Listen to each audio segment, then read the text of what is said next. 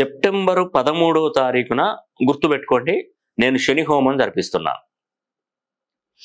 శని హోమం అనేది ఎవరు జరిపించుకోవాలంటే, ఉద్యోగాలు రాకుండా ఇబ్బంది పడుతున్నటువంటి వారు, వ్యాపారం చేసి కోటాను కోట్ల రూపాయలు నష్టపోతున్నటువంటి వారు, ఆర్థికంగా చాలా వరకు ఇబ్బందులలో ఉన్నటువంటి వారు, దీర్ఘకాలికంగా రుణ బాధలలో ఉన్నటువంటి వారు, వివాహం జరిగి చాలా సంవత్సరాలైనా కూడా వాళ్ళకి సంతాన యోగ్యత కలగకపోయినటువంటి వారు ఈ శని హోమం జరిపించుకుంటే, ఈ మహాలయ పితృపక్షాలలో ఈ శని హోమం అనేది కూడా 1000 గజకేసరి యోగాలతో సమానంగా మారబోతుంది. అది మహాలయ అమావాస్య అనేది కూడా మహాలయ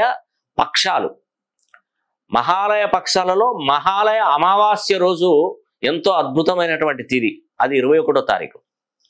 మరి ఈ సెప్టెంబర్ 7వ తారీఖు నుండి 21వ తారీఖు వరకు మహాలయ పక్షాలు స్టార్ట్ అవుతాయి. ఈ మధ్యకాలంలో సెప్టెంబర్ 13వ తారీఖున శని హోమం జరిపిస్తాను.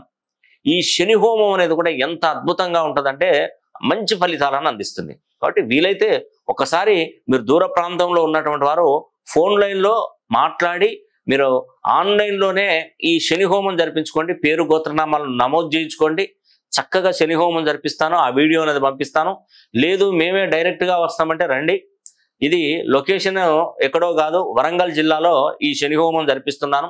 కాబట్టి వరంగల్ చుట్టుపక్కల ప్రాంతాల వారు వచ్చినా, లేదంటే హైదరాబాద్, బెంగళూరు, కర్ణాటక ఇట్లా రకరకాల దూర రాష్ట్రాల నుండి వచ్చిన వారు కూడా ఇక్కడ మీకు ఫుడ్, అకామిడేషన్ అనేది కూడా నేను కల్పిస్తాను.